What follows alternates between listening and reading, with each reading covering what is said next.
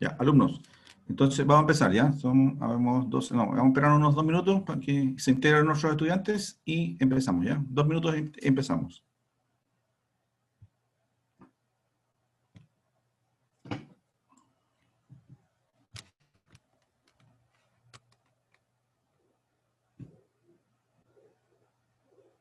En realidad es una parte importante que pasar, que, ¿no es cierto?, tiene por objetivo encontrar algunos hallazgos radiológicos, tanto en tomografía como en resonancia, pero nos vamos a abocar nosotros a tomografía, en la cual se refiere a variantes anatómicas que podemos encontrar en el cerebro y también algunas deficiencias técnicas que se pueden hacer en los exámenes que pueden a veces ocasionar errores en el diagnóstico, ¿ya? Entonces, por ejemplo, pueden haber asimetrías, ¿no es cierto? También falta de contraste en cortes inferiores al polígono de Willy, pueden determinar imágenes fácilmente confundibles con patologías, ¿ya? Es importante familiarizarse con la anatomía normal, que ustedes por lo menos hicieron un práctico de anatomía normal, ya por lo menos en lo básico de la anatomía normal lo conocen. Entonces ahora hay que enfocarse a lo que podemos encontrar en un cerebro, que hay variantes y son varias, ¿ya? Entonces es importante saberlas por lo menos, ¿ya? Después en el quehacer, en el trabajo, ya va a ir, uno se va dando cuenta que hay más, es más fácilmente reconocibles, ¿ya? La primera variante anatómica que podemos encontrar en el cerebro es lo que se denomina una asimetría ventricular, ¿ya?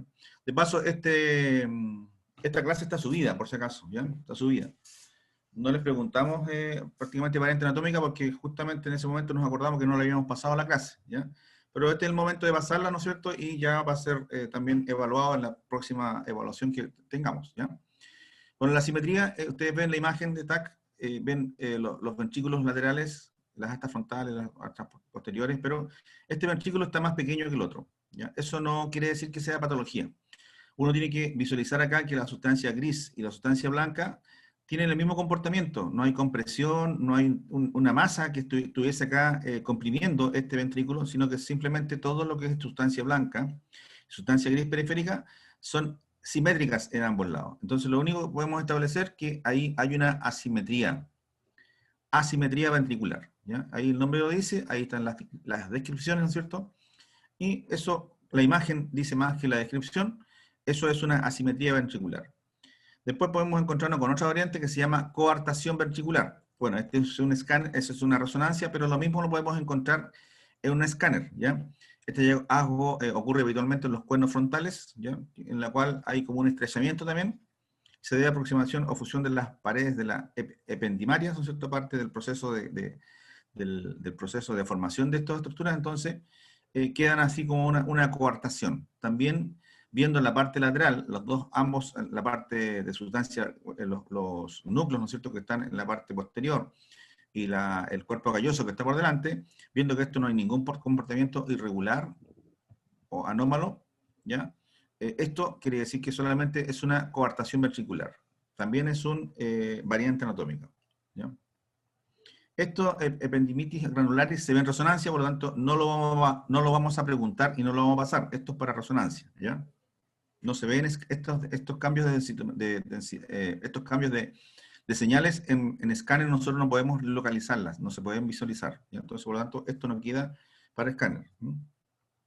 Bueno, lo otro que es común es ver calcificaciones de los plexos coroideos, ¿ya? Los plexos coroideos, ya saben, los que más se visualizan son de las astas posteriores, ¿ya? Como en el caso que vimos anterior, acá, ¿no es cierto? Es una calcificación de los plexos coroideos, es normal visualizarlo, es solamente un hallazgo, no es patológico, ¿ya? Y todos los ventrículos pueden tener plexos, en cambio el cuarto ventrículo también tiene plexos coroideos, ¿ya? Por eso que acá hay una lámina donde muestra el cuarto ventrículo con calcificaciones. Si la calcificación está ubicada exactamente donde está el cuarto ventrículo, quiere decir que es una calcificación de los plexos coroideos del cuarto ventrículo, ¿ya? Se calcifica relativamente temprano, las más comunes son aquellas de los ventrículos laterales, ¿no es cierto?, no de los trígonos. Sin embargo, también pueden calcificar los plexos coroideos del cuarto ventrículo. Ese es un ejemplo, ¿ya?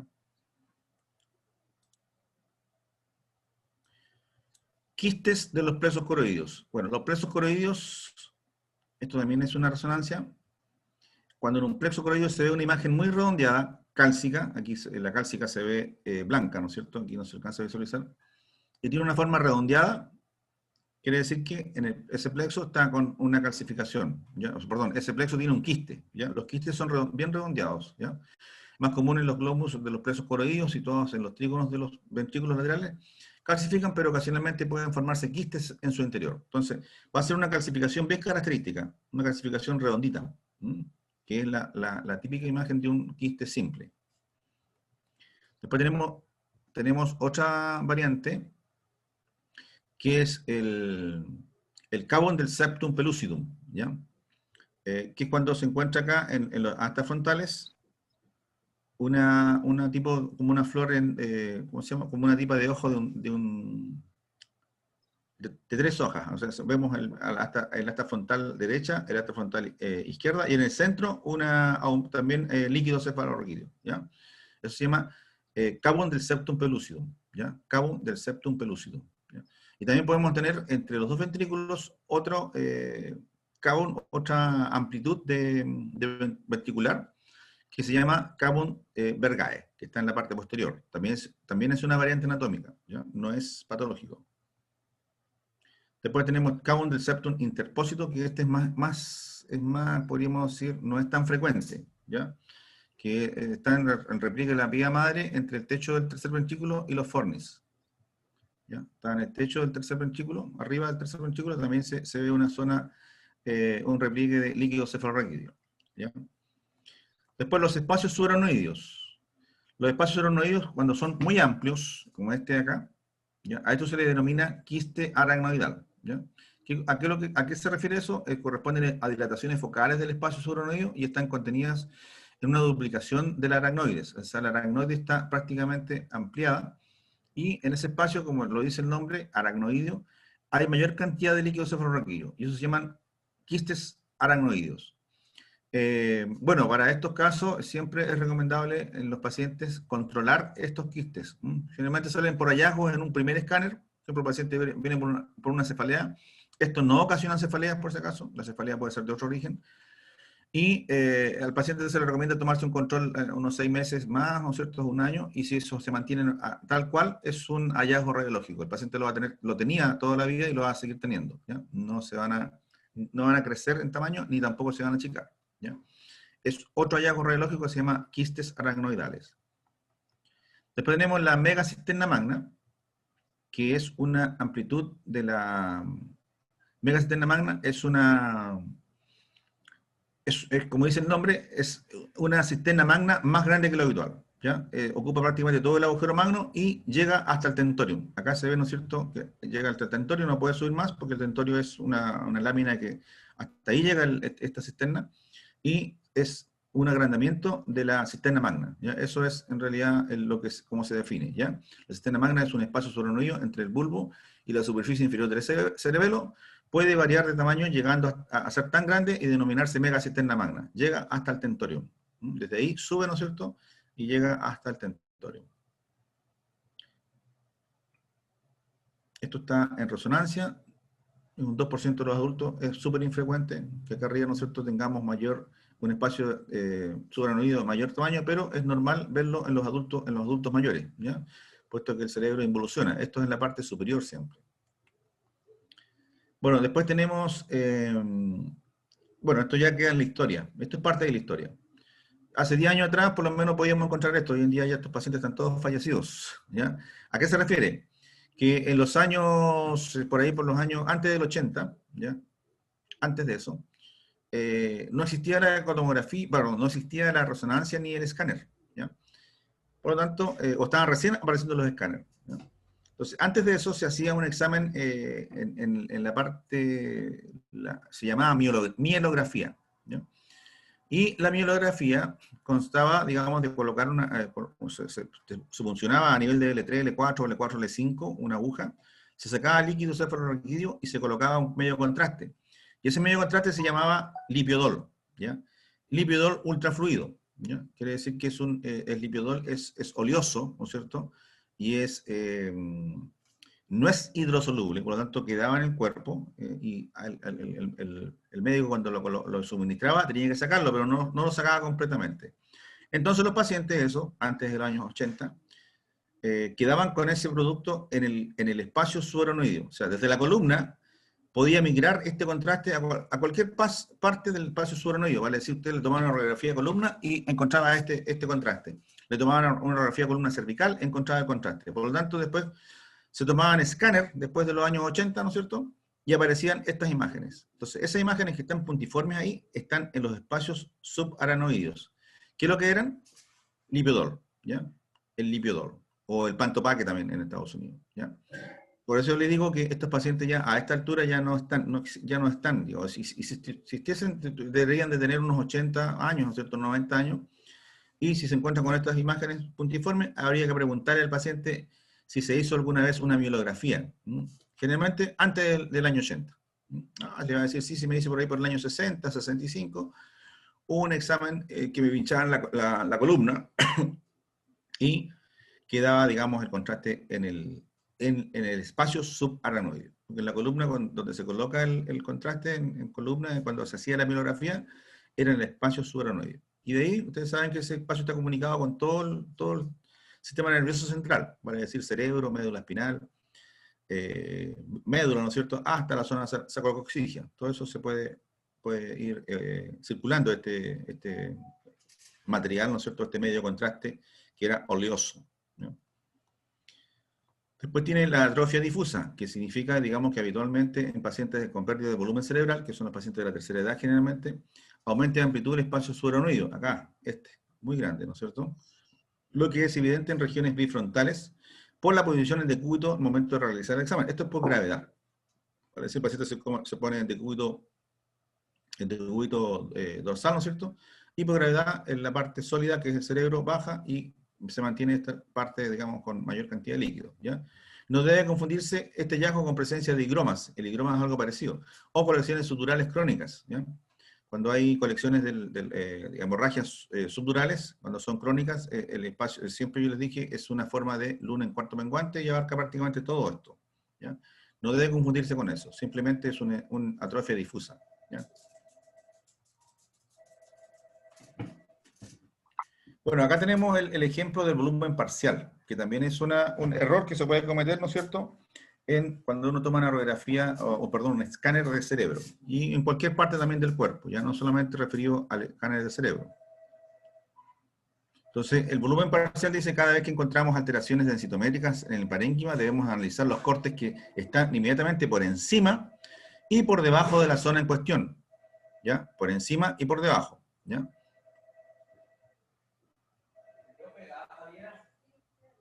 ¿Ya? Por encima y por debajo del corte, ¿ya? A fin de descartar que exista un volumen parcial en estructuras vecinas.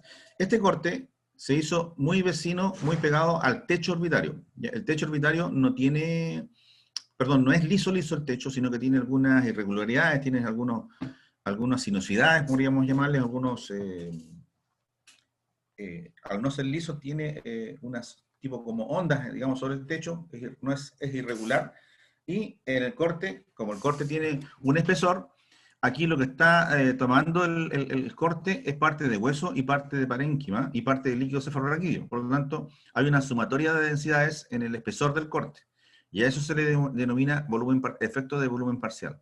Y esto se puede dar en varias partes del cerebro. Puede ser a nivel cuando se terminan acá los peñascos, también puede verse esto que se denomina efecto de volumen parcial. Si uno ve el corte inferior, va a ver entonces el techo, totalmente en los dos lados, ¿ya? Si ve el corte superior, desaparece esto y se va a ver solamente parénquima. Quiere decir entonces que es solamente un defecto de volumen parcial que corresponde aparte del techo orbitario, ¿ya? Es lo mismo este otro ejemplo. Bueno, acá esto es una hipodensidad, se puede deber a, ¿no es cierto?, a que estos plexos, perdón, estos astas posteriores el cuerno llega hasta acá, ¿no es cierto?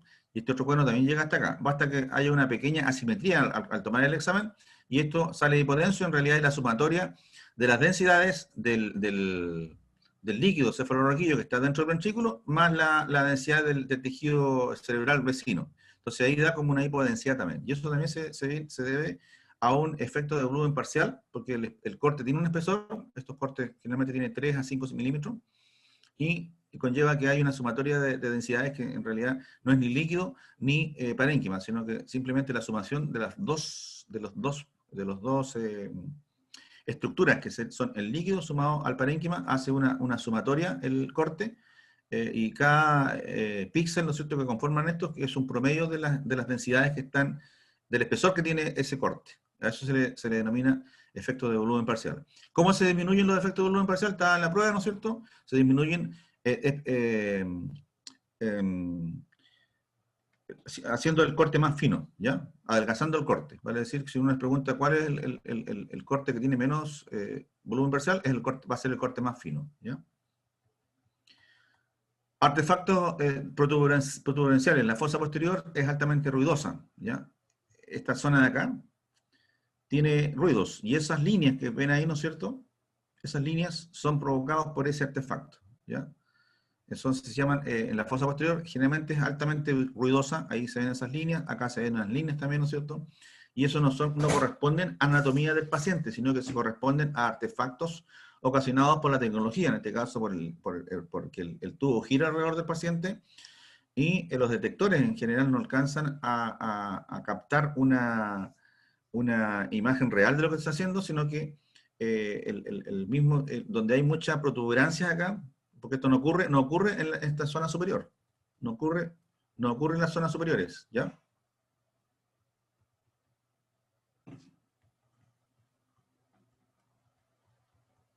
Ocurre solamente donde hay cambios bruscos de densidades entre crestas, ¿no es cierto?, espinas, hueso, ¿no es cierto?, y el parénquima. Entonces, acá estamos y ahí se producen estos artefactos que se llaman protuberenciales. La fosa posterior es altamente ruidosa en TC por los números de artefactos de endurecimiento del rayo. Esto se repara con endureciendo el rayo.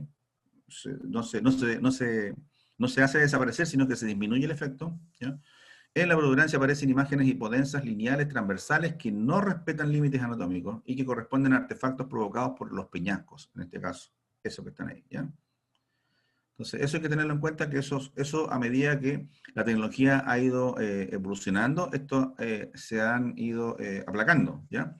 Hoy en día los equipos de quinta generación, los multicorte, como se toman cortes más finos, y después sobre esos cortes uno reconstruye la imagen, esto se pierde, ¿ya? En cambio, cuando los cortes eran de partida, de origen, eran de 2 a 3 milímetros, se mantenía. Como el corte es más fino, 64 canales es un corte más fino de 0.6 milímetros, y al hacer la reconstrucción desaparecen. No en su totalidad, por si acaso, ¿ya? Bueno, calcificaciones durales. Ustedes pueden encontrar calcificaciones, bueno, acá podríamos encontrar una que acá no aparece, ¿no es cierto? Podríamos encontrar uno en el tentorium. Ustedes saben que el tentorium es dura madre y es dura madre también, ¿no es cierto? Y podemos encontrar calcificaciones. En este caso es el tentorium el que está calcificado ahí. Entonces, calcificaciones durales, con bastante frecuencia pueden verse calcificaciones de origen dural, ¿cierto? Siempre la dura madre pueden estar en la os, pueden estar en el tentorium, o pueden, digamos, estar aquí, esto corresponde al tentorium. Lo más comunes son la hoz cerebral, ¿no es cierto?, el tentorium, y en las paredes de los senos venosos, ¿ya? Especialmente en los senos sigmoideos. No deben confundirse con calcificaciones patológicas. Entonces, esto no es calcificación patológica. Si uno lo ve que está ubicado en la zona del tentorium, ¿ya?, es una calcificación dural, de la dura madre. Acuérdense que también encontramos calcificaciones, las más comunes son de la hoz del cerebro, ¿ya? Ahí dice, ¿no es cierto?, de la hoz del cerebro. Pero también la podemos encontrar en el tentorium. Bueno, esto es resonancia, esto tiene que ver con señales, entonces esto no entra, es una potenciación FLIR, eso se va a ver cuando veamos resonancia, no entra tampoco esta otra variante. Esto también es resonancia, así que nos saltamos. Ya, esto es también vemos resonancia, pero esto lo podemos ver en el escáner, por si acaso. Dice, espacios perivasculares de Virchow-Robin, ¿ya? Acuérdense de esto, porque esto es simplemente, bueno, en el escáner no vamos a ver nosotros como unos espacios, igual como el de esto, porque el T1 se parece a un escáner, ¿ya? En la zona donde están los núcleos basales, ¿ya? En esta zona, a ambos lados del tercer ventrículo, encontramos los núcleos basales. Acuérdense que los núcleos basales están entre la ínsula derecha y la ínsula izquierda. En este sector están los núcleos basales, ¿ya? Estos espacios son extensiones perivasculares, y aquí hay que entender que hay, les mostramos en una lámina, ¿no es cierto?, que hay microcirculación, acá hay vasos muy pequeños en este sector, que no los alcanzamos a visualizar, ¿ya? Y alumnos, todos los vasos están rodeados de líquido cefalorraquídeo, alrededor, tiene un espacio también, un espacio perivascular, ¿ya? Es un espacio perivascular que está rodeado del vaso de líquido cefalorraquídeo. Pero como son tan pequeños, tan milimétricos, esos no se ven. Nosotros vemos parénquima simplemente, pero ese parénquima tiene vascularización en su interior, ¿ya? Este de acá tiene vascularización, pero son capilares milimétricos, ¿ya? Si esos espacios donde está el vaso se amplían, bueno, vamos a ver el espacio que es ese, con líquido cefalorraquídeo en su interior, y probablemente en el centro va el vaso, ¿ya? Y eso se llama, es una dilatación, ¿no es cierto?, del espacio perivascular de Virchow-Robin. Estos espacios son extensiones perivasculares de la pía madre que acompañan a las arterias perforantes. Estas son las arterias perforantes, ¿se acuerdan que la vimos en las primeras láminas del PDF, ¿no es cierto?, que les subí yo, que es donde se producían las hemorragias intraparenquimatosas. Bueno, esas se llamaban, ¿no es cierto?, arterias perforantes, ¿ya? Y bueno, acá en este sector hay arterias perforantes, ¿ya? Bueno, si esas arterias tienen un espacio de líquido cefalorraquídeo mayor, se van a ver así, ¿ya? Entonces se llaman espacios de Virchow-Robin, ¿ya? Sus localizaciones habitualmente son en los extremos laterales de la comisura blanca anterior, pero también pueden encontrarse en la sustancia blanca de ambos hemisferios. Aquí en este caso, aquí en este sector, ¿ya? Eso se llaman espacios de Virchow-Robin. Bueno, también podemos encontrarlos en el puente, ¿ya? Ahí hay unos espacios pequeñitos. Esto, bueno, en resonancia van a ser mucho más visibles porque son pequeños, estos tan pequeños no se alcanzan a visualizar en el escáner por el efecto de volumen parcial cuando son muy pequeños. En cambio, cuando son más grandecitos, de 5 milímetros, 6 milímetros, hasta de 1 centímetro pueden ser, se van a ver así en el escáner, ¿ya? Espacios de Virchow-Robin que existen pero están dilatados ahí. Bueno, los medios de contraste, también ejemplo, este es el polígono, ¿no es cierto? Están las cerebrales anteriores, las cerebrales medias, las cerebrales posteriores, ¿ya? Ahí está el tronco basilar, ahí puede estar la carótida, ¿no es cierto? Y acá hay una imagen, pseudoimagen, que el médico podría inducir, lo informa como aneurisma, ¿ya? Pero falso. Hay que hacer las reconstrucciones coronales, las sagitales, ¿no es cierto?, para poder darse cuenta, para descartar que sea un aneurisma. Entonces, cuando está la carótida, la bifurcación de la carótida puede ser confundida. Acá puede estar la carótida, ¿no es cierto?, donde sale hacia el lado de allá, ¿no es cierto?, sale la arteria cerebral media. Entonces, como está la carótida y está el paciente a lo mejor está un poquito asimétrico, puede confundirse de que esto podría informarse como un aneurisma, ¿ya? Entonces dice que la bifurcación carotídea puede ser confundida con una dilatación aneurismática, ya que a este nivel la carótida tiene un diámetro mayor. La carótida siempre es de mayor diámetro, ¿ya? Que los vasos que originan. Cuando existe la duda, lo más útil es hacer cortes del polígono en plano coronal, ¿no? Hay que colocar entonces hay que hacer una reconstrucción, ¿no es cierto?, coronal, para descartar que esto fuese una aneurisma, ¿ya? Si es un aneurisma, se va a repetir la imagen en todos los cortes, en sagital, en coronal y en axial. Si es solamente la arteria carótida que da origen a la cerebral media, bueno, se va a ver en el coronal, entonces hay que descartarlo, ¿ya? Entonces hay que tener mucho cuidado con eso, no es un aneurisma, ¿ya? Elongación del tronco basilar. Bueno, el tronco basilar ahí está como muy grueso, ¿ya? Bueno, en pacientes hipertensos y de edad avanzada, acuérdense que todos los vasos, tanto los vasos del abdomen, ¿no es cierto?, los vasos de todo el cuerpo en los pacientes de edad, en vez de ser un vaso recto, ¿ya?, es un vaso que tiene ciertas curvas, ¿ya? Se dice que tiene un trayecto sinuoso. Y de hecho, cuando de repente a veces uno ve en la base, en el corte que está en el agujero magno, a veces vienen las arterias vertebrales, y el tronco basilar está medio como inclinado a la derecha o a la izquierda. Y uno quiere que siempre esté en el medio, y no es así. Los pacientes adultos mayores y los hipertensos, generalmente las arterias tienden a hacer un trayecto sinuoso, un trayecto curvo, ¿no es cierto? Y al hacer un trayecto curvo el vaso, y el corte es axial al cerebro, no al vaso, entonces el vaso queda oblicuo al corte. Y al ser oblicuo al corte queda como más grande, más ensanchado, Y eso puede confundir, ¿ya? Puede confundirse con un aneurisma, con una malformación. Por eso que acá se recomienda también, nuevamente útil efectuar cortes complementarios en el plano coronal, ¿ya? El plano coronal uno se da cuenta que el vaso, en vez de estar derechito, como lo es el tronco basilar, es una T, ¿no es cierto? Parece una T, y va a ser una T media inclinada hacia el lado derecho o al lado izquierdo. Entonces eso es importante descartarlo, ¿ya? Entonces, eso se llama elongación del tronco basilar.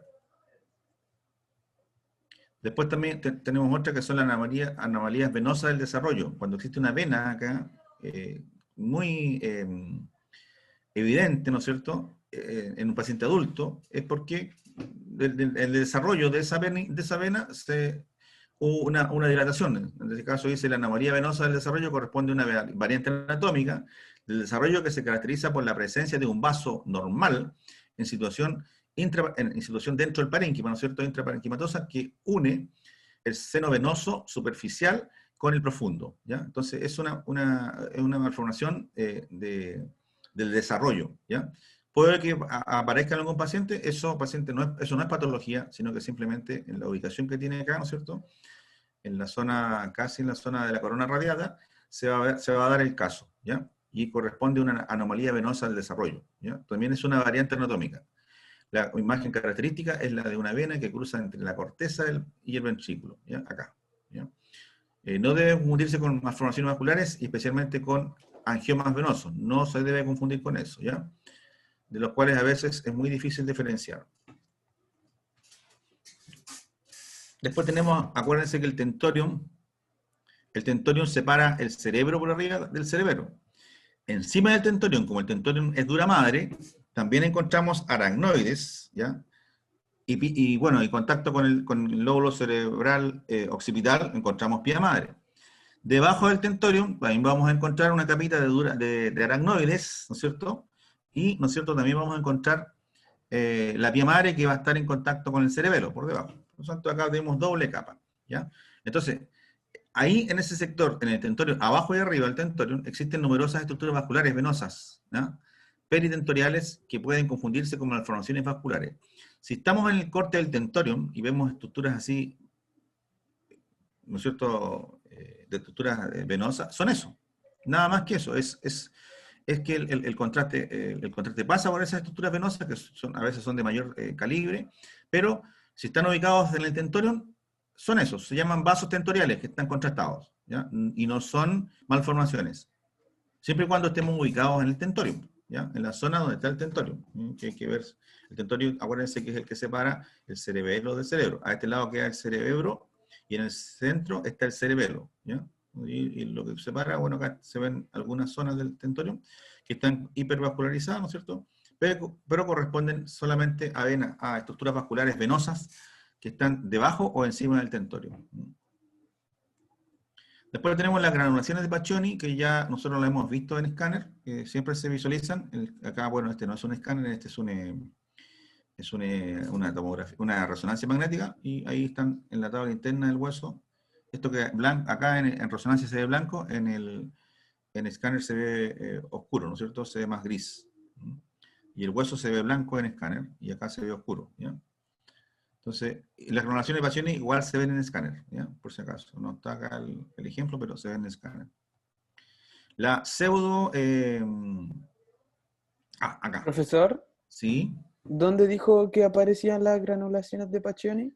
En todo el hueso occipital, en los huesos parietales, en toda la parte de la tabla interna del hueso. Acuérdense que en escáner les mostré yo. En la tabla interna del hueso aparecen las granulaciones de Paccioni, tanto el hueso occipital, los huesos parietales, ¿ya?, y el hueso frontal también, ¿ya? Pero es en la tabla interna, ahí hay una, ¿ya? Y lo que se mete ahí en realidad es parte también está en las clases, ¿no es cierto?, están algunas imágenes que representan que lo que es esto, se mete un poquito de tejido aracnoidal ahí, ¿ya?, y está dentro del hueso de la tabla interna, ¿ya? Es una variante anatómica también, ¿ya? En realidad es parte de la anatomía normal del cráneo. Después tenemos la pseudo lesión silviana. Aquí parece que hubiese un quiste, y no es quiste, sino que hay que entender la anatomía, ¿no es cierto?, de que la arteria cerebral media se subdivide, ¿no es cierto?, después a medida que se aleja del centro, más o menos es 1 centímetro de cerebral media, después el centímetro continúa, a continuación esa arteria se divide, ¿ya? Entonces, en ocasiones, ramas distales de la arteria cerebral media pueden formar una imagen que aparenta una lesión con captación anular, ahí parece, ¿no es cierto?, redondeada, de medio contraste. Este fenómeno se observa en una sola imagen y la evaluación cuidadosa de las adyacentes clarifica la causa, ¿ya? Si se ve en una sola imagen, en realidad es la bifurcación de la arteria, en arteria insular y silviana. Acuérdense que después acá esta arteria cerebral media, acá está bifurcándose, ¿no es cierto?, en arteria, lo que es arteria, una que se va por la cesura silviana, que se va a llamar arteria silviana, y la otra que se va hacia el lado de la ínsula y se va a llamar arteria insular. Entonces hay que tener mucho cuidado, para eso también se descarta tomando un plano coronal, ¿ya? Bueno, hay pseudotumores vermianos de la vermis cerebelosa. Acuérdense, la vermis cerebelosa es la parte superior del cerebelo, ¿ya?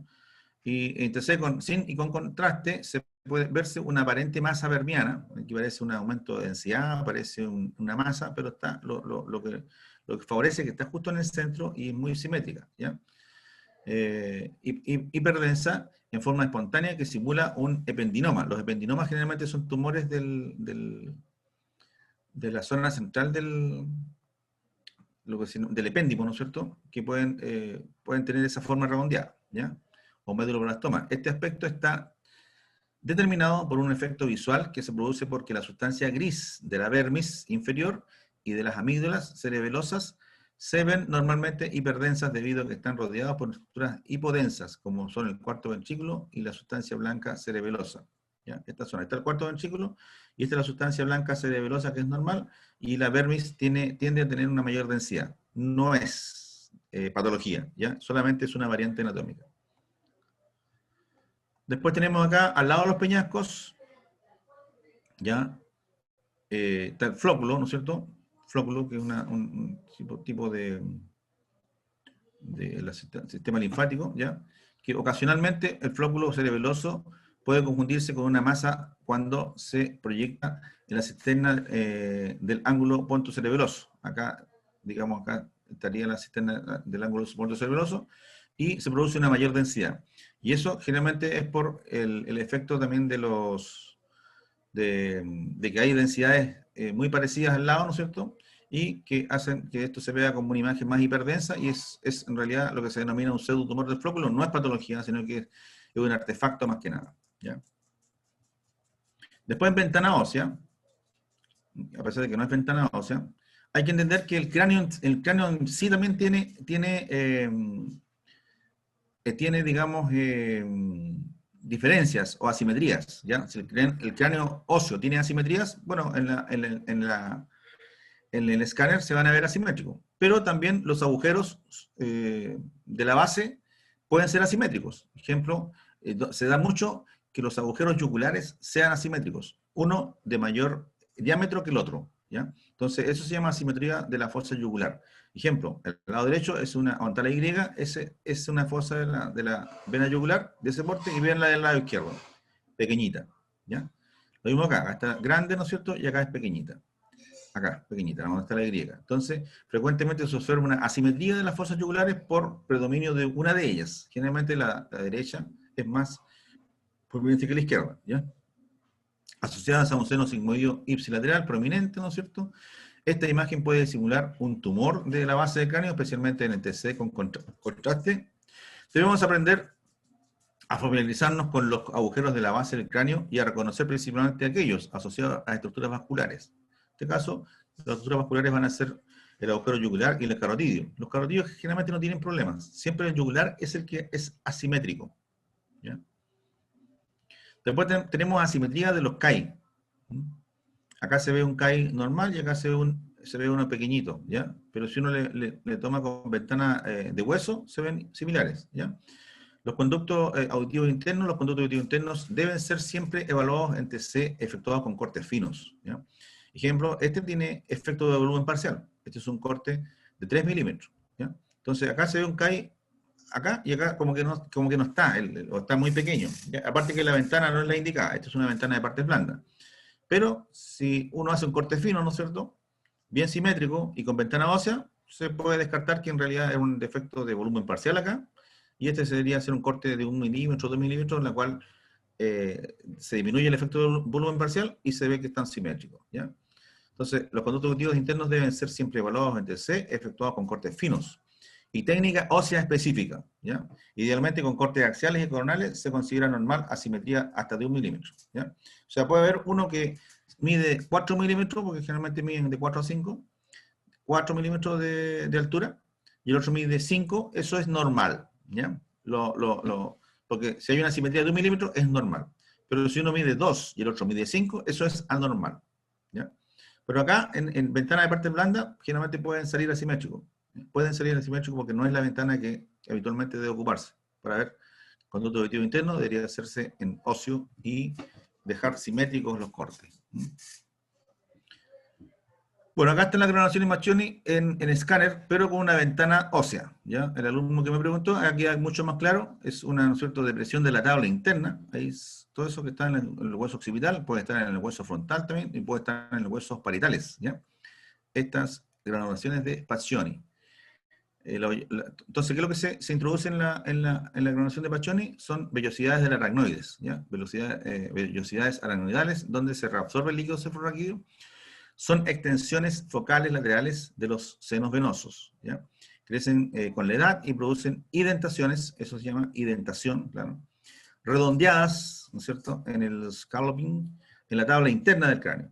Todo lo que es tabla interna del cráneo. Son muy frecuentes en la escama occipital, ¿no es cierto?, donde producen defectos óseos que no deben confundirse con metástasis.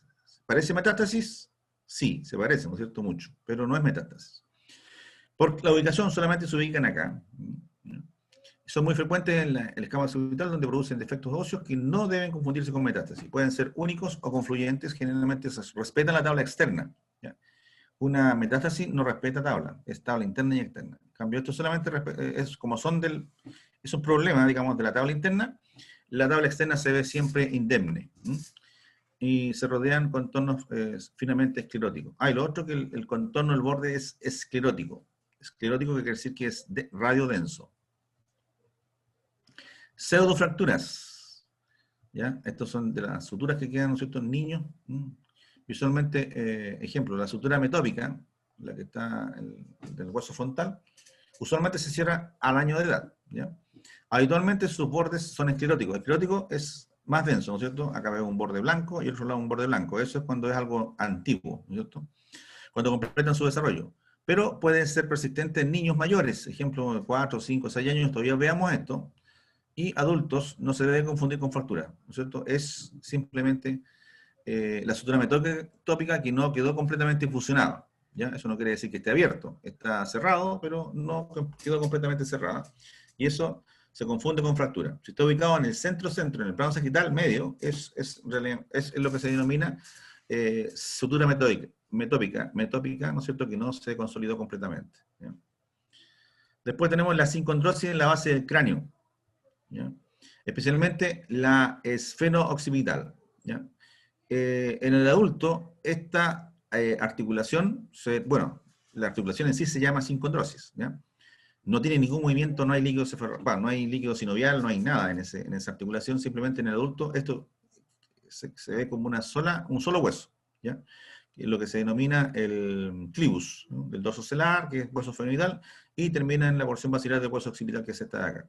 Esto en el adulto está completamente osificado, no se ve esta línea, ¿ya?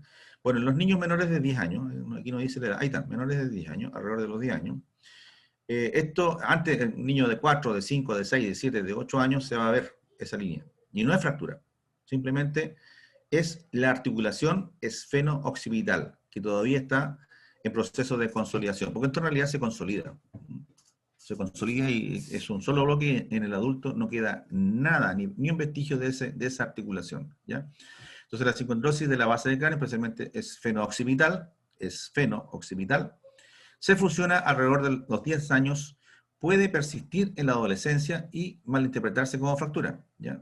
Ojo, puede persistir en la adolescencia, ¿ya? Es importante conocer la anatomía normal de las diferentes sincondrosis y saber en qué tiempo se fusionan, ¿ya?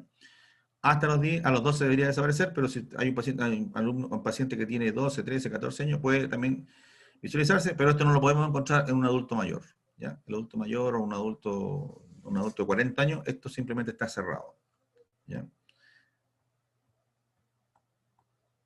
Ya, los canales infraorbitarios también pueden ser erróneamente diagnosticados como fractura. Hay que entender que acá arriba, en el arco superciliar, hay canales, ¿cierto?, que se llaman supraorbitarios, y si son debajo de la órbita, infraorbitarios, ¿ya?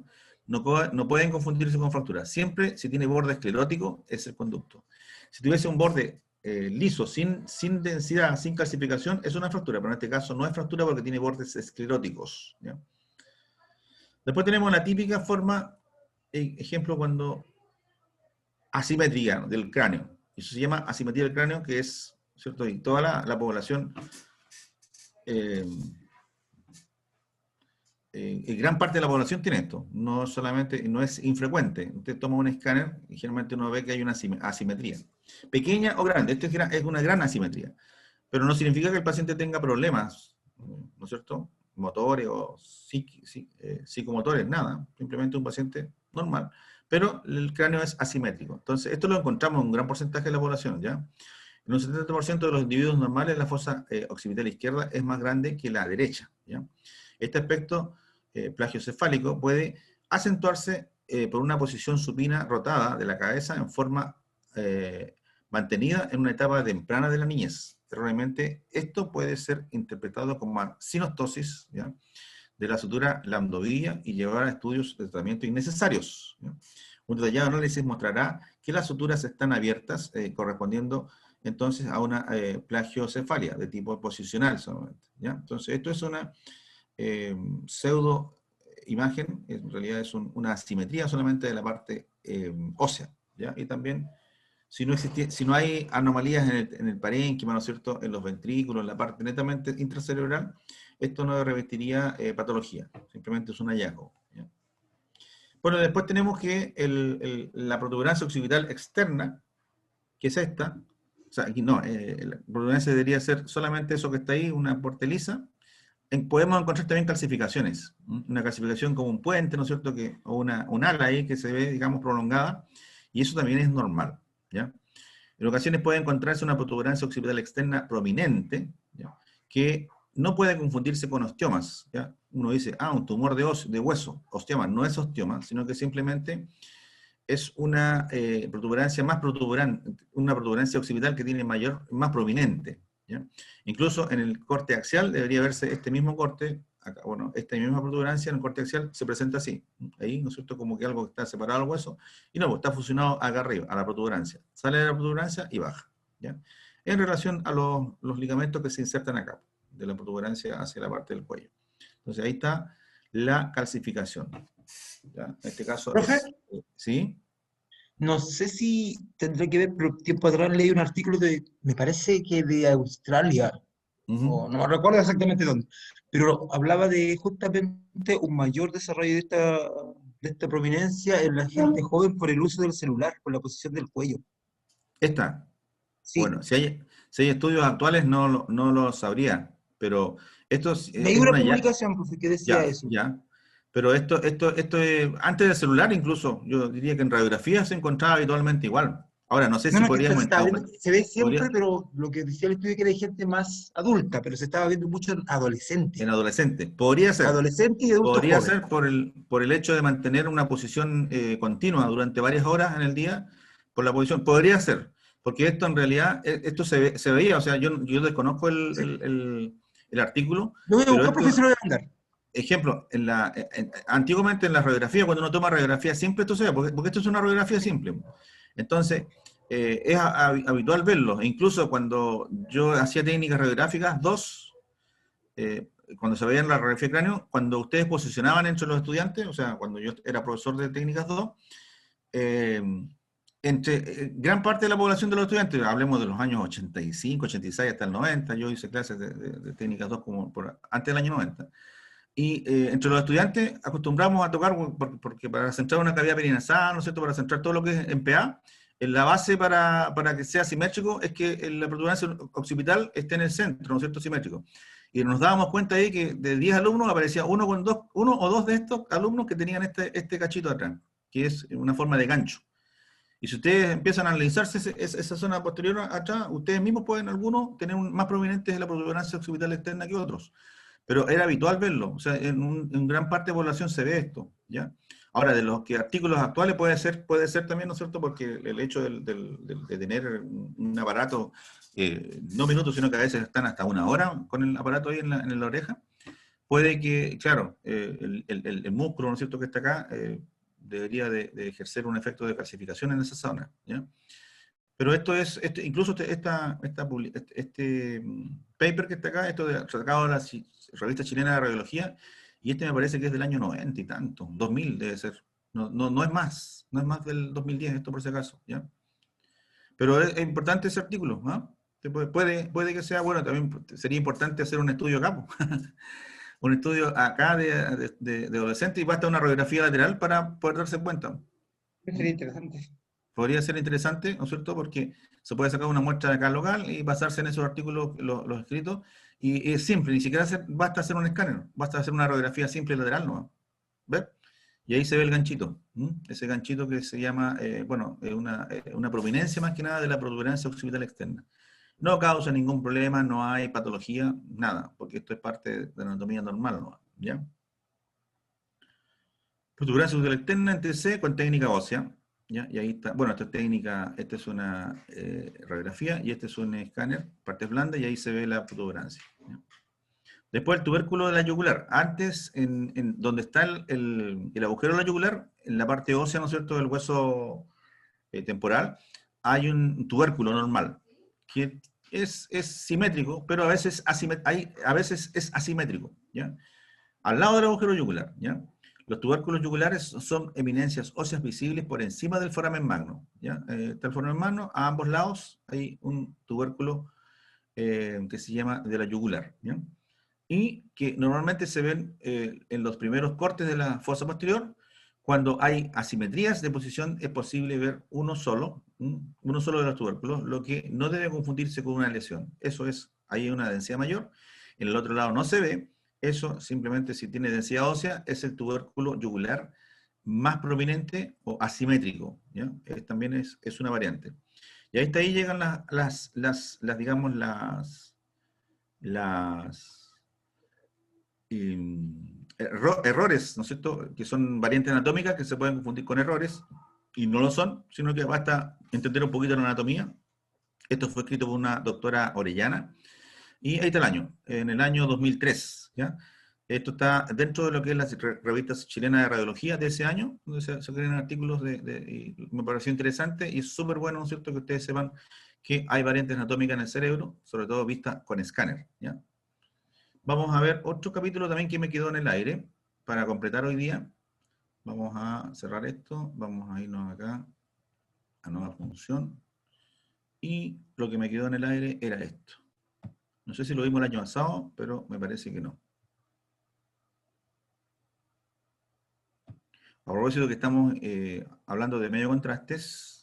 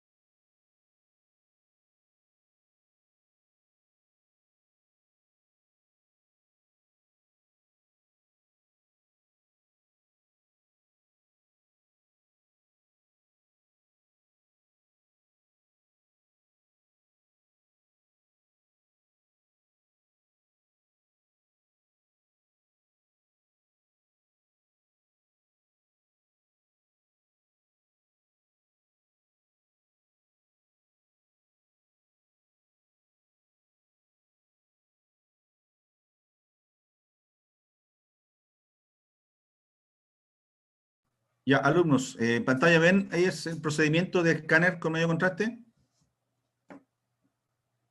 Alumnos. Sí, profe. Sí, perfecto, ya. Esto no sé si, parece que lo vi con ustedes en técnicas 2, ¿no? ¿No se acuerdan? En técnicas 2 vi, sí me acuerdo bien, que vimos en los medios de contraste, el anillo bencénico, ¿se acuerdan? Con los dímeros, los isosmolar, los hiperosmolar, y las reacciones que puede provocar, eso lo vimos, ¿se acuerdan? Pero parece que no vimos esto, que son el protocolo a seguir cuando se usa medio de contraste, ¿ya?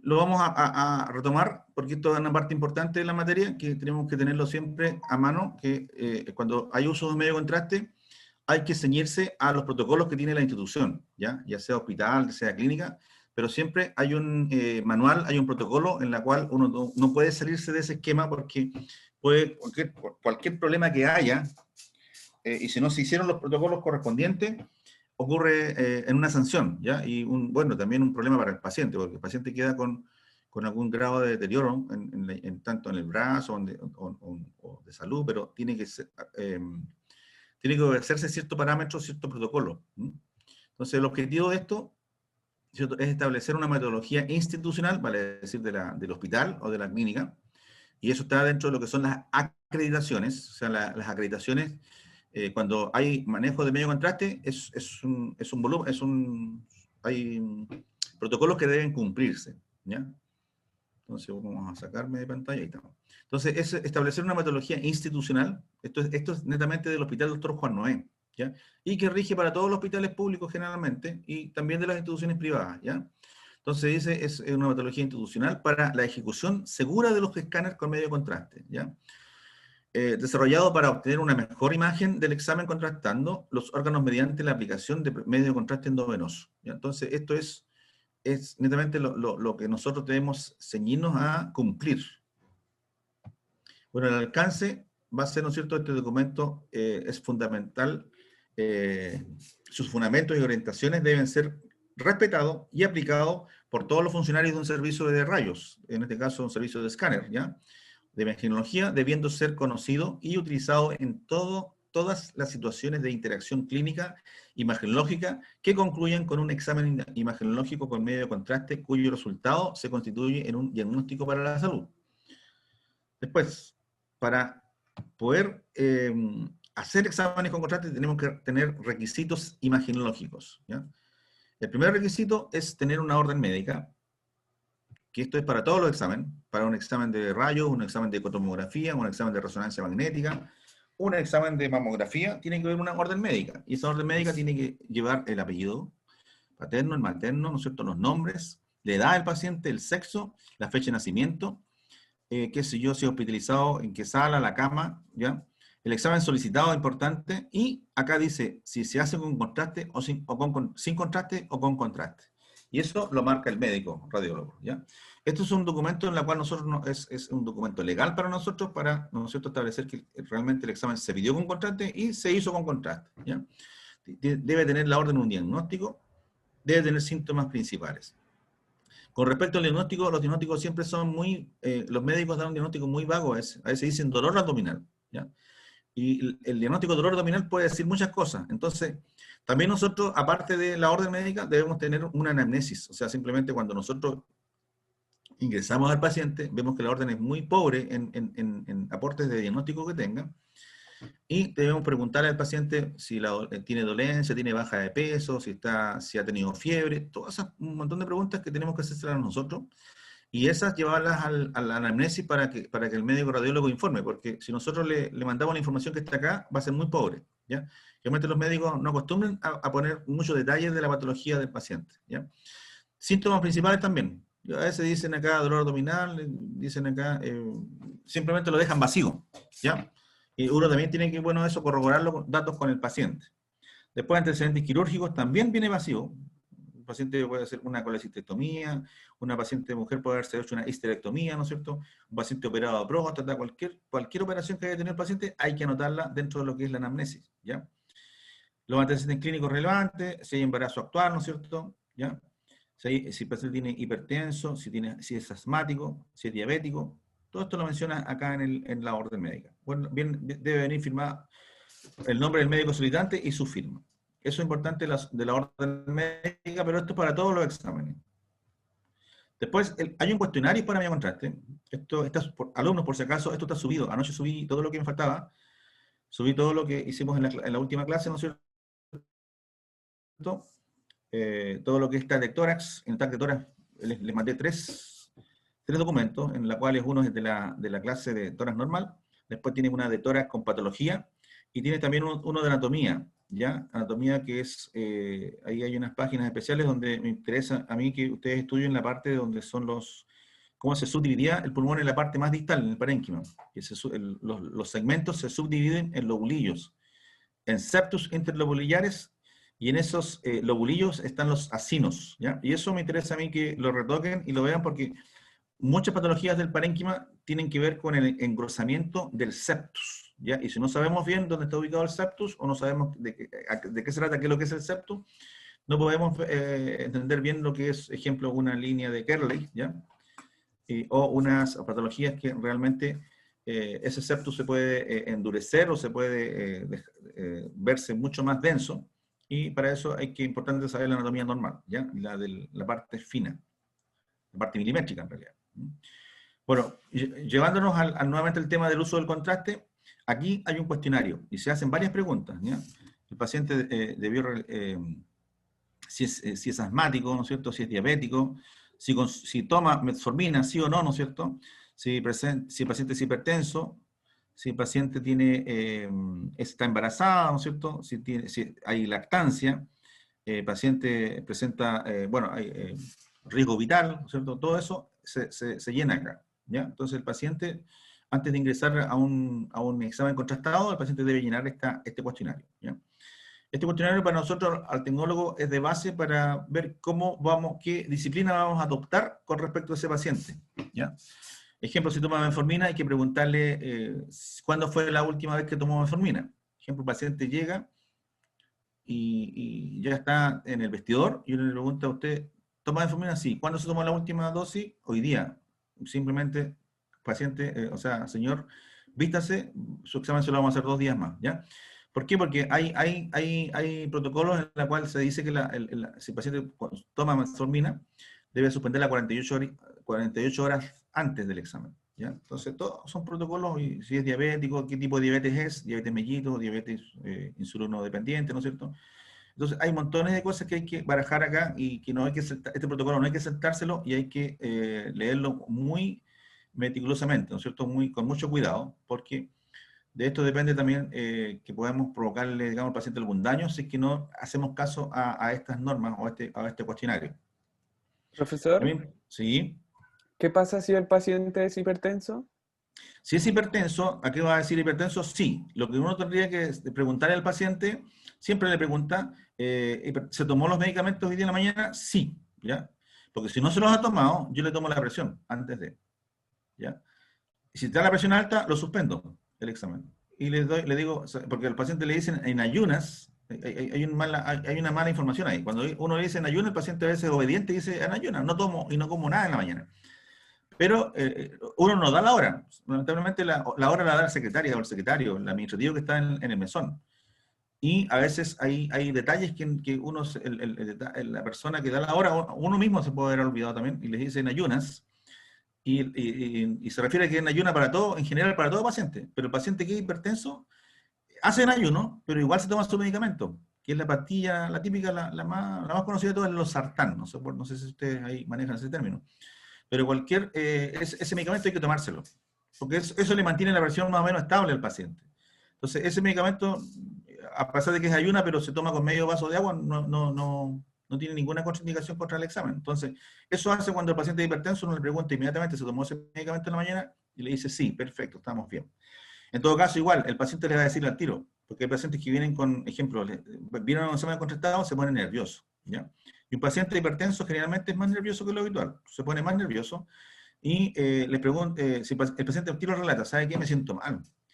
Ya, perfecto, les tomamos la presión, por eso en los servicios de radio tiene que haber un toma de presión, ¿no es cierto? Hoy en día ya no son el que uno tenía, digamos, una bolita de mercurio, ese ya no existe, sino que hay unos automáticos, que fácilmente se pueden tomar la presión inmediatamente rápido y no hay ningún problema en tomar la presión. Uno le toma la presión y si está la presión normal, se hace el examen. Si está la presión elevada, se trata de no hacer el examen y hacerlo otro día. Además, el paciente no creo, ustedes le conversan con él, le dicen que no es preferible hacer el examen durante el día que tenga la presión alta, y lo ideal para hacer este paciente es con una presión normalizada, ¿ya? Entonces, a eso se refiere que uno tiene que tener mucho cuidado con estos antecedentes. Lo mismo si es alérgico, por acá hay una pregunta que dice que se presentó alergia en algunos exámenes anteriores, también tiene que venir premedicado, ¿ya? Que eso lo vamos a ver a continuación, ¿ya? Entonces hay muchas cosas que no se pueden saltar, que todo esto que está acá, si hay alguna alteración, viene a continuación, ¿ya? Bueno, consentimiento informado consiste en que el paciente una vez que, antes de ingresar a la sala del escáner, tiene que leer este documento y firmarlo.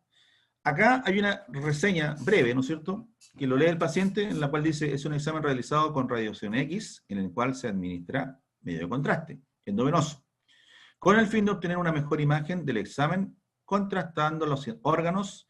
Se le tomarán imágenes seriadas según el órgano a estudiar, ¿no? Si es cerebro, si es columna, si es abdomen, pelvis, tórax, ¿ya?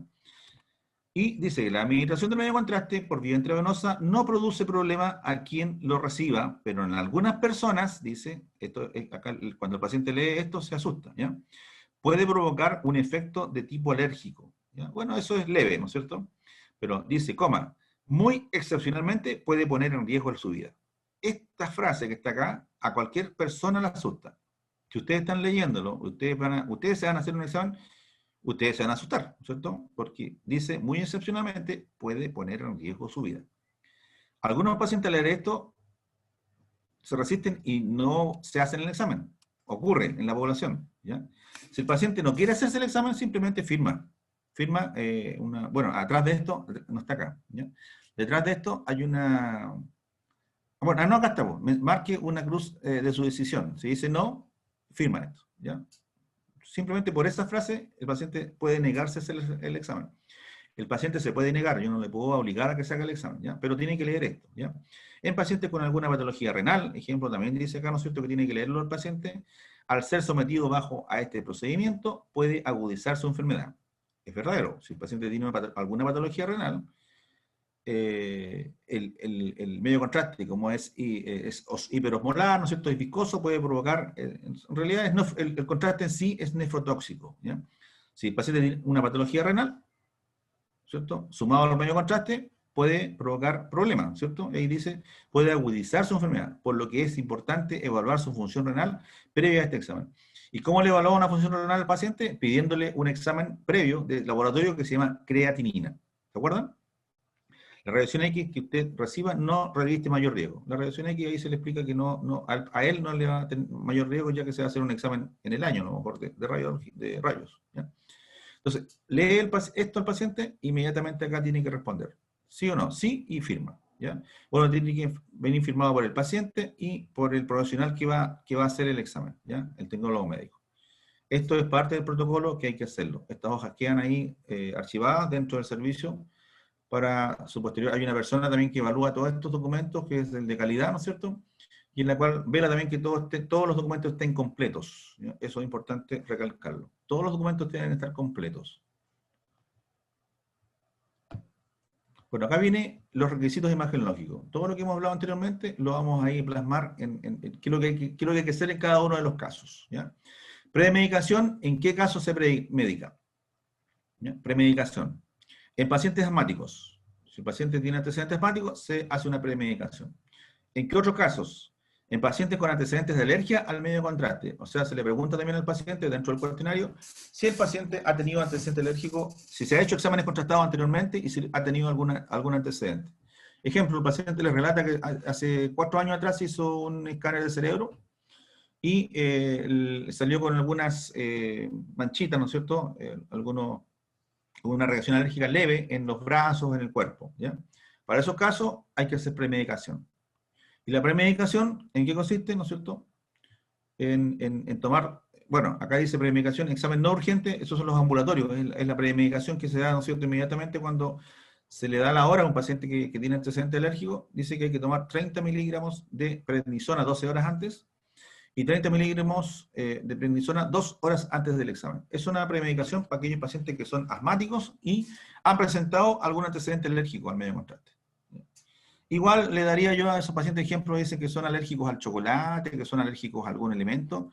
También los sumaría en este grupo y también les daría este antialérgico, ¿ya? Ahora, cuando hay una premedicación en un examen que es urgente, o sea, no puede esperar el paciente, simplemente el paciente, ejemplo, tiene una herida cortopunzante abdominal, ¿ya? Está consciente, ¿no es cierto?, en urgencia, y uno le va a hacer porque hay que igual hacer el cuestionario, ¿ya? En ese momento en urgencia se lo hace la enfermera de urgencia, ¿no es cierto?, y el paciente tiene que hacerse el examen sí o sí ahora, ya. Ahí yo no puedo 12 horas antes suministrarle prednisona, sino que hay que hacer el examen ahora. Entonces, en esos casos, se da 200 miligramos de hidrocortisona, o sea, esto es endovenoso, se pone en la vena, ¿no es cierto? 200 miligramos de hidrocortisona endovenoso, 2 horas antes del examen, más una ampolla de clorfenamina, ¿ya? 2 horas antes del examen, una 200 miligramos de hidrocortisona más una ampolla de clorfenamina, ¿ya? Eso en un paciente que tenga que hacerse el examen inmediatamente, ¿ya? Ese protocolo hay que cumplirlo, sí o sí. Requisitos imagenológicos. Ejemplo, en paciente diabético. El paciente diabético, si toma todos los días metformina, que el paciente diabético, diabetes mellitus tipo 2, ¿no es cierto?, toma metformina, ¿ya? Y la metformina también es tratamiento para otras patologías, ¿ya? No solamente los diabéticos, ¿ya? Hay que también preguntar a cualquier otro paciente si toma metformina, ¿ya? Pero la metformina, la metformina la toman mayoritariamente los pacientes diabéticos, mellitus tipo 2, ¿ya? Hay que suspenderla 48 horas antes, ¿ya? Y después de efectuado el examen, 48 horas también, ¿ya? O sea, vale decir, el paciente deja de tomar 2 días antes la metformina, se toma el examen, y 2 días después tampoco toma metformina. Son 4 días en total que el paciente no toma metformina. ¿Qué pasa si el paciente, ejemplo, está en urgencia? Y lo mismo ejemplo, una herida cortopunzante abdominal, o una bala, un herido de bala, ¿no es cierto?, está en urgencia, no puedo esperar 48 horas. Tiene que hacerse de urgencia e inmediatamente el examen. Se puede, ¿ya? Pero ¿qué es lo que hay que hacer? Puede suspenderse en el momento se puede suspender, ¿no es cierto? O sea, en realidad ya está, se toma el examen, se tomó la metformina en la mañana, y a las 8 de la mañana, y el examen se hace a las 12 del día, se hace, ¿ya? Pero por 48 horas después no se toma, ¿ya? 48 horas después, según la evaluación de riesgo por el médico tratante, se suspende después de 48 horas. Obviamente este paciente que está en riesgo vital, está hospitalizado, tiene suero fisiológico endovenoso, es fácilmente, ejemplo, después del examen, se deja hidratando mucho más que lo normal para cuidar la parte renal, ¿ya? Ejemplo, yo hago el examen y la enfermera inmediatamente se le dice a la enfermera que lo deje hidratado, en este caso, un litro de suero fisiológico, hacerlo pasar por lo menos en 12 horas, ¿ya? Y eso crea que cuidamos más al riñón, ¿no es cierto?, en el momento que el paciente había tomado en la mañana metformina. El paciente es de urgencia, ¿ya? Pero en pacientes que son ambulatorios, es esto. Ambulatorio es esto, urgencia es esto. Requisito imagenológico. Importante que el paciente traiga su examen de creatinina, ¿ya?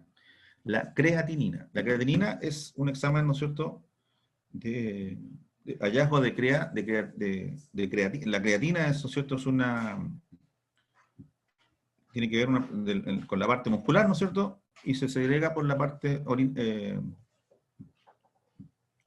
es creatinina en sangre, y ese examen de creatinina tiene que llevarse al cálculo de clearance de creatinina. Y parece que yo les dije en la clase anterior, ¿o no? A ustedes les dije, ¿no?, que en su celular tienen el programa de creatinina, ¿o no?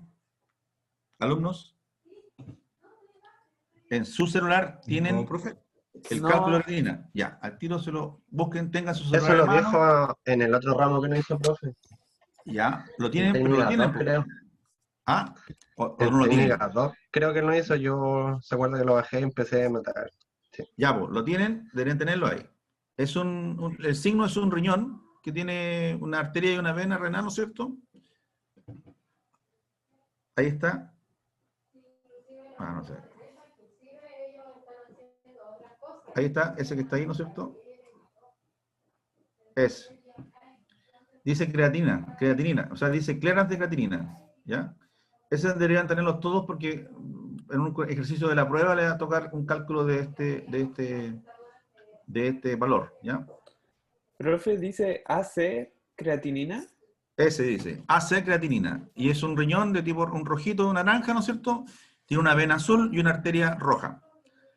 AC creatinina, hay varios, ¿ya? Entonces, hay otro que te mide hasta la talla, este no te pide talla, solamente te dice edad, creatinina y peso, y sexo.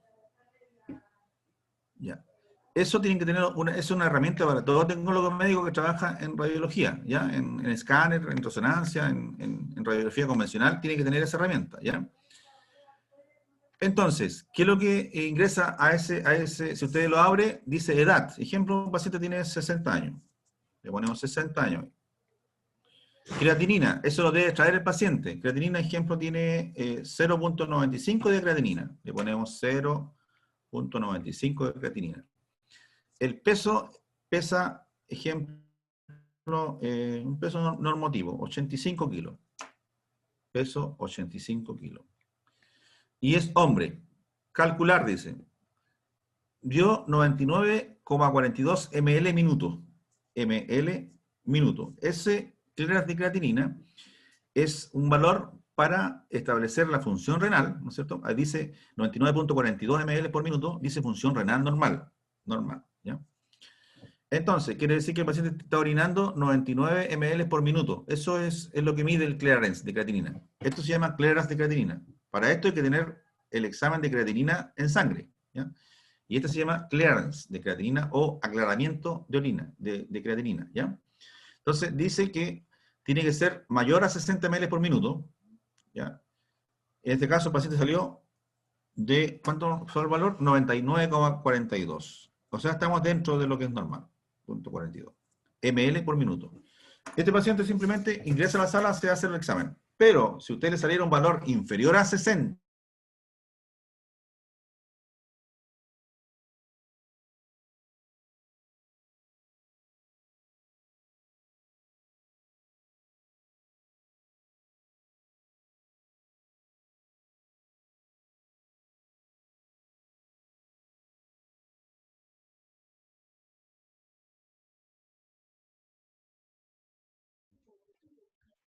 El profe, ¿cierto? Sí.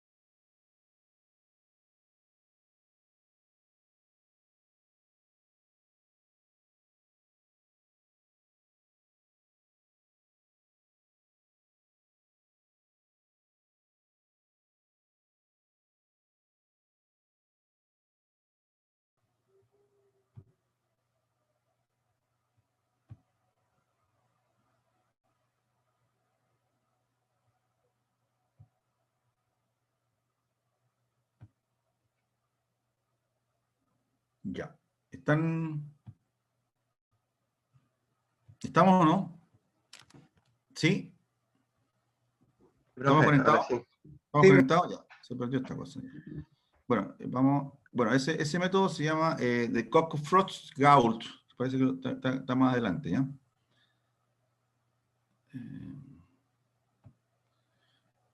Paciente diabético en suspensión. Asmáticos. Ya, después tenemos los pacientes diabéticos, 48 horas antes del examen. En situaciones de riesgo tiene que ser un poquito más, solamente 48 horas y después ahí sí.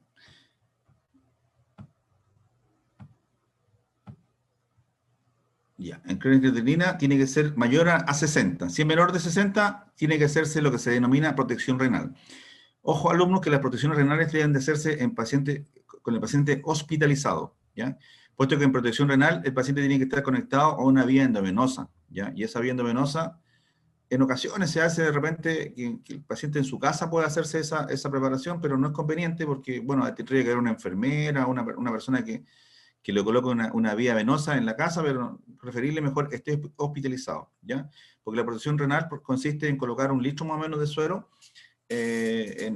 hacerlo pasar más o menos en 12 horas. Eso significa que el paciente, si está citado a las 8 de la mañana, desde las 8 horas, 8 de la tarde del día anterior, debería estar haciéndose pasar suero fisiológico cuando el paciente tiene menos de 60 ml por minuto de clearance de creatinina, ¿ya? Entonces, eso es importante saberlo, porque entre 50 y 60 se hace protección renal.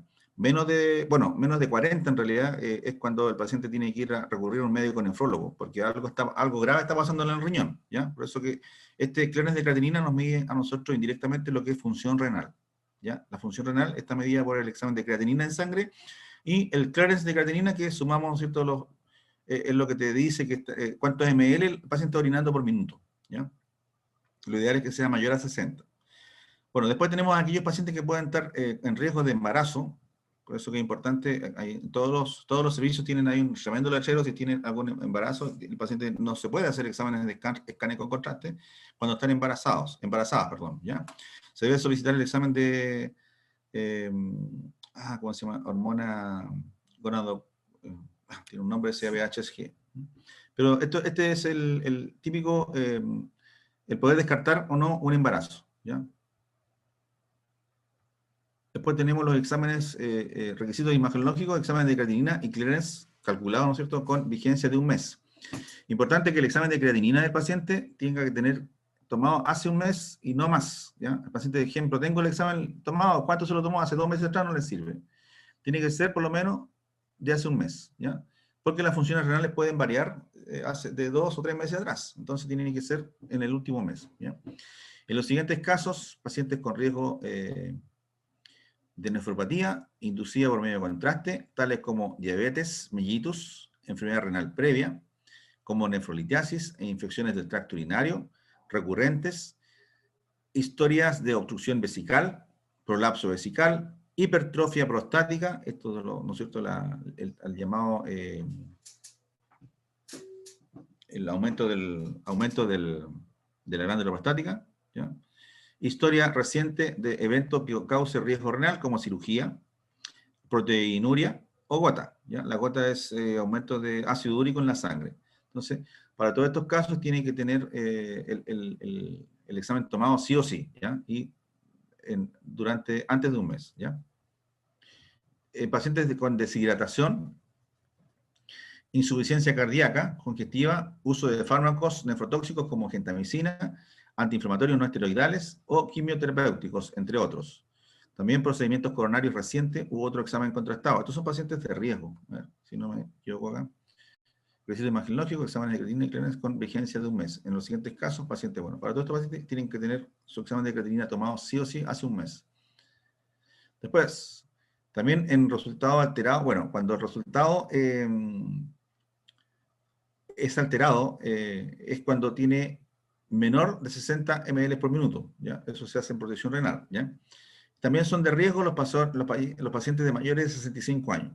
Todo esto que estamos hablando acá son pacientes de riesgo para el examen de contrastados, ¿ya? Los pacientes con nefropatías inducida por medio de contraste, tales como diabetes mellitus, enfermedad renal previa, como la litiasis, ¿no es cierto?, cálculos renales o cálculos ureterales, infección del tracto urinario, que eso yo dije en un día en una clase, eso la sigla es ITU, ¿ya? Historia de obstrucción vesical, prolapso vesical, hipertrofia prostática, o también se le denomina adenoma prostático, historia reciente de eventos con causa de riesgo renal, ejemplo, una cirugía renal, una proteinuria o presencia de ácido úrico en la sangre, que se llama gota. Deshidratación en aquellos pacientes que han sufrido una diarrea, ¿no es cierto?, sumado a vómitos, ¿ya? El paciente está deshidratado, también un paciente de riesgo, lo ideal es hidratarlo también, ¿ya? Insuficiencia cardíaca congestiva, el uso de fármacos nefrotóxicos, la gentamicina, que es un antibiótico, hay que tener en cuenta que también son de riesgo, ¿ya? Procedimientos coronarios, por ejemplo, el paciente que se ha hecho una coronariografía, en lo que se denomina hemodinamia, se ponen cantidades altas de contraste para hacerse ese examen, por lo tanto también son pacientes de riesgo cuando se va a hacer un examen de abdomen, perdón, un examen de escáner con contraste. Bueno, cuando está el resultado previo, es menores de 60, también es paciente de riesgo, y pacientes mayores de 65 años también son de riesgos. Observaciones, pacientes con de creatinina menor a 60 ml se debe realizar hidratación endovenosa. Eso es lo que se denomina protección renal, ¿ya? Eso se denomina protección renal. Bueno, hay unos pacientes, ejemplo, pacientes en diálisis. El paciente que está en diálisis significa que ese paciente no tiene función renal, por algo está en diálisis, ¿ya? A aquellos pacientes que están en diálisis no se les solicita la creatinina, porque no tienen, les va a salir alterada siempre, y va a salir unos niveles, pero completamente fuera de lo normal, es porque el paciente se dializa, ¿ya? Entonces, a estos pacientes que se dializan, yo también le puedo hacer el examen, pero ¿cuál es el requisito? Una vez que se hace el examen, inmediatamente, en la hora siguiente, las 2 horas siguientes, debería hacerse la diálisis, ¿ya?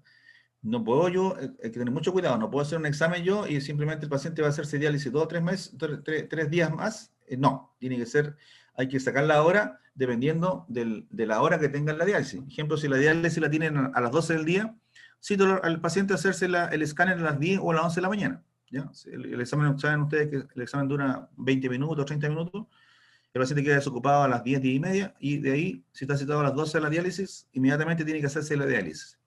En estos pacientes que sufren diálisis se llaman pacientes, digamos, con nefropatía crónica, ¿ya? ¿Ya? Nefropatía crónica, estos pacientes con diálisis. O sea, no tienen función renal, por lo tanto, para poder ellos limpiar la sangre, digamos, tienen que recurrir a una máquina, ¿no es cierto?, especial que se llama máquina de diálisis, ¿ya?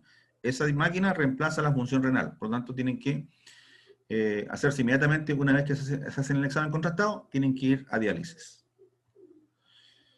Bueno, cuando hay riesgo vital, siempre les menciono el riesgo vital del paciente que viene, ejemplo, un accidente de tránsito, un trauma abdominal, eso es algo grave, o un trauma torácico abdominal, ¿ya? Un paciente que tuvo fracturas costales múltiples, ¿no es cierto? Viene con anemia, ¿no es cierto? El paciente viene con estado nauseoso, una lipotimia importante, baja de la presión sanguínea por hipovolemia, probablemente ese paciente no puede esperar, ¿ya? Entonces, ¿qué pasa en esos pacientes? El examen de creatinina, chao, no se toma, ¿ya? Podrá ser omitido, ¿ya? Y se debe hacer hidratación endovenosa después del examen, post-examen, con suero fisiológico. Siempre la hidratación es importante para limpiar la parte renal, ¿no es cierto? Y 12 horas, bueno, suero fisiológico, 100 ml por hora, vale decir 1 litro en 10 horas, ¿ya? 10 o 12 horas puede ser, ¿ya? Lo que será de responsabilidad, bueno, esto va a ser responsabilidad netamente del médico solicitante del escáner, ¿ya? Esto de no pedir ningún examen, simplemente el paciente se va directamente a escáner para, ¿no es cierto?, hacer una evaluación general de dónde están los traumas, dónde están las fracturas, puede haber una neumotórax, puede haber una lesión hepática, un rompimiento de un vaso importante, una fractura renal, eso hay que saberlo con el escáner, por lo tanto, si no se sabe, y el examen tiene que ser inmediatamente hecho sin solicitud de examen alguno, en este caso la creatinina, porque la creatinina demora en realizarse y no se puede esperar. Y el paciente a lo mejor se le salva la vida viendo las imágenes y llevándolo inmediatamente a pabellón, el paciente se le puede parar en una hemorragia importante y el paciente puede salvar la vida en vez de estar esperando un examen de creatinina. En este caso se denomina al caso en situación de urgencia vital. En pacientes embarazadas, los medios de contraste no han probado evidencia de ser teratogénicos, o sea, no hay evidencia que diga que los contrastes provocan problemas, ¿ya? Pero por otro lado, la evidencia de su seguridad es limitada, ¿ya?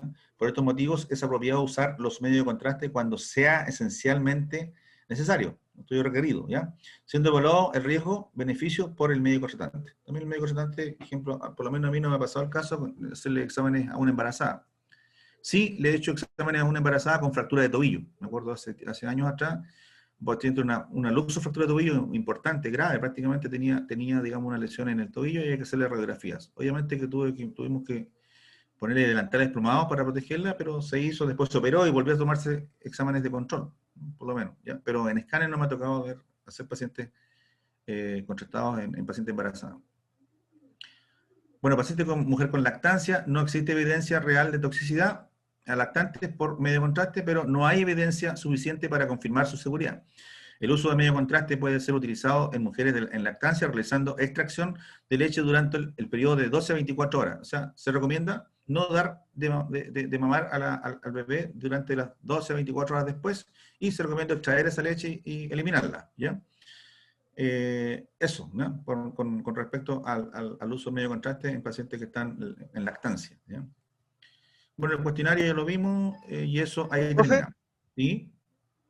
Y en el caso, por ejemplo, de una urgencia vital de un paciente que está en diálisis. Urgencia vital en diálisis. No, me refiero a que sea un paciente vital y que él se somete normalmente a diálisis. No sé, sufrió un accidente, un trauma torácico grave y justo él está en diálisis. Tiene que hacerse el examen inmediatamente y ahí si hay que hacer alguna operación, se hace la operación, o sea, ahí tiene que ver netamente, queda a cargo del médico tratante, ¿ya? Pero el examen, si es de urgencia vital, se dice que tiene que hacerse. Porque la imagen ayuda mucho a la conducta a seguir por el equipo médico, porque ahí no es un médico el que sigue, sino que hay un equipo médico. Ejemplo, el paciente de diálisis iba en un vehículo, digamos, paseando con su familia y tuvo un accidente automovilístico y, y viene con un traumatismo abdominal, el paciente que se somete a diálisis, ¿no es cierto? En ese paciente, lo único que el médico va a atender a salvarle la vida, ¿ya? Y salvarle la vida es importante saber dónde está, ejemplo, la hemorragia, un traumatismo abdominal, dónde está la rotura, qué es la lesión. La lesión es hepática, la lesión es en el vaso, ¿no es cierto? Porque si hay una lesión en el vaso, se extrae el vaso, hay que operarla. Entonces, generalmente, los exámenes de imagen van asociados después de la imagen a una operación, a entrar a pabellón. Entonces, en esos casos, el paciente tiene que primero salvar la vida y después, una vez que ya se han estabilizado todo lo que es los valores normales, recién tendrá que ir a hacerse una diálisis. Pero eso ya depende del médico tratante. Pero nosotros tenemos que hacer lo humanamente posible, hacer los exámenes. En este caso, como es riesgo vital, hay que hacerlo sin previo. Bueno, en ese caso, a los pacientes que se dializan no se le pide examen de creatinina porque eso no sirve. El paciente ya está diagnosticado como un paciente insuficiente renal. ¿Te queda claro? ¿Sí? Sí, profe, súper claro. Gracias. Sí, claro. ¿Alguna consulta, niño? Esto siempre hay que obedecerlo, son normas, ¿ya? Esto está dentro de los documentos que están en lo que es la acreditación de los servicios. No podemos saltarnos esto. Por eso, esa herramienta que tienen en su celular tiene que quedar ahí, porque también les voy a hacer una preguntita de un cálculo previo, que es re fácil hacerlo, pero tienen que tener la herramienta en el celular. Es una herramienta normal de un tecnólogo médico que hace escáner o hace exámenes con contraste en general. Cualquier examen contrastado tiene que tener esta hemodinámica, ¿no es cierto? O exámenes contrastados como con la angiografía. Cualquier examen que sea contrastado tiene que hacerse todo esto. No solamente para escáner, sino que para cualquier examen contrastado con sustancias endovenosas yodadas. La próxima semana, alumnos, el listado que me mandó su compañera, les voy a mandar a su compañera el listado y el tema, ¿ya? Le voy a dar ahí también la fecha para que voy a presentar, generalmente va a ser para unos 15, 20 días más, ¿ya? Pero me interesa a mí, la próxima semana va a haber receso, ¿ya? Y vamos a anotar una fecha de evaluación probable. Profe, ¿Sí? recuerda que yo le hablé por interno para pedirle que yo iba a hacer solo, como no había logrado encontrar compañeros. Sí, tú vas solo, ya. no te preocupes. Tú vas a ir Ya. solo, no te preocupes. Calquín, sí, va a ir solo. Yo te voy a dar el tema también, ¿ya? Ya, profe, gracias. Fijemos una fecha para no tener después problemas, porque la próxima semana no lo voy a ver. La subsiguiente no se puede hacer ninguna evaluación, ¿no es cierto? Por convenio ahí que se estableció. Entonces estamos en noviembre y la próxima semana del 16 al 20 no se pueden hacer evaluaciones desde el 23 al 27. Entonces fijen al tiro fecha, el 30, lunes 30, va a ser una prueba de cátedra. Lunes 30, prueba de cátedra. Va a ser la segunda, ¿no es cierto? Y el miércoles 2, laboratorio. Les voy a subir también en estos días la evaluación del laboratorio, pero ustedes saben su puntaje, así que ahí sí el puntaje, si son 30 puntos es un 7, ¿ya? Hay varios alumnos que sacaron 30 puntos, así que no hay problema, ¿ya? Eso, anotaron, ¿no es cierto? Miércoles 2, prueba de cátedra y lunes 30, prueba de cátedra y miércoles 2 de diciembre, prueba de laboratorio, ¿ya?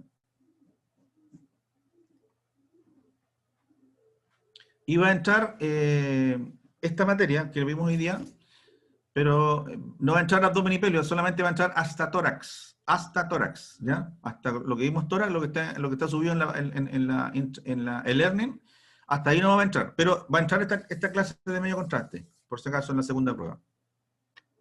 Y también lo que vimos de las variantes anatómicas del cerebro, que también es materia de esa unidad, ¿ya? Por eso lo quise hoy día redondear y dejar todo lo que es la materia a evaluar, ¿no es cierto? Y eso está todo subido en el learning. Toda la materia está, errores neuroradiológicos se llama lo que vimos al comienzo, y esto se llama TAC medio contraste en TAC, ¿ya? Así que eso, niños, ¿ya? Columna, tórax, las variantes anatómicas, y esto que vimos ahora que son los medio contrastes en TAC. Todo lo que es abdomen, pelvis hacia abajo, eso va a entrar en la última evaluación, en la tercera. Alumnos, ¿alguna consulta?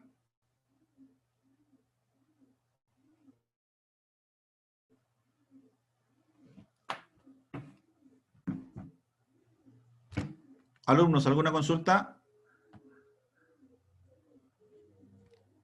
¿Alguna consulta? No, profe. ¿No? ¿Está todo claro? Todo está en Permita que learning, lo por si toque. acaso. No hay ninguna cosa que quede pendiente, está todo en learning. Ya les dije que la evaluación va a ser hasta tórax y la clase de hoy día, que es una puesta al día, digamos, de algunas cosas que se habían quedado en el tintero, que en este caso son los medios contrastes, que es importante saber este protocolo, está dentro de lo que subí ayer, Pero es y también... con ¿Sí? laboratorio. ¿Ah? ¿Qué pasa? ¿Sí? No es que ayer, pero fue el de laboratorio que ayer como justo No escucho bien. ¿Me puedes mandar en el chat? tuve que ¿En el salir chat? apurado, no se lo alcancé a consultar. Es que yo tengo entendido que el músculo cardíaco es estriado, a pesar de que es estriado, dice eso. Entonces me doy vuelta a eso. Ah, no, o sea, ¿Me dije escuchó? liso dije es el músculo del esófago, ¿no? Y el músculo cardíaco es estriado, sí, estriado. ¿Y qué dije yo? ¿Aló? ¿Aló? ¿Sí? Músculo esofágico liso. Y músculo cardíaco es estriado. ¿Sí?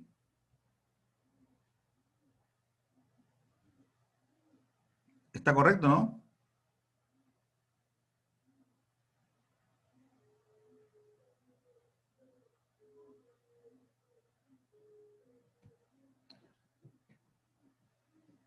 ¿Está corregido, no? ¿Sí?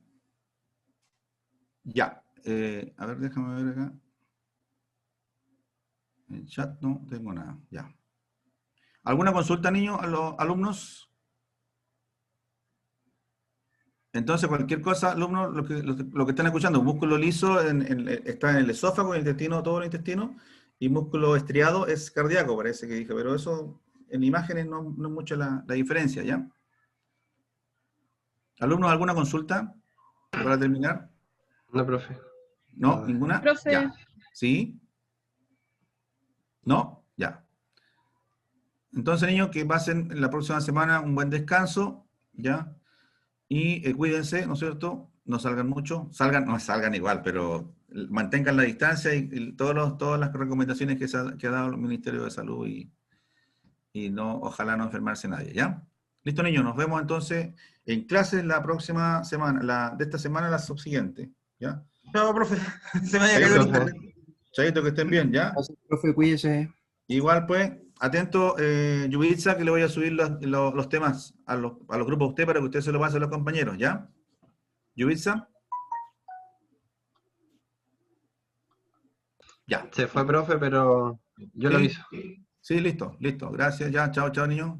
Chao, profe. Chao, que estén bien. Chao, profe, que esté bien. Chao, Chao, chao. profe.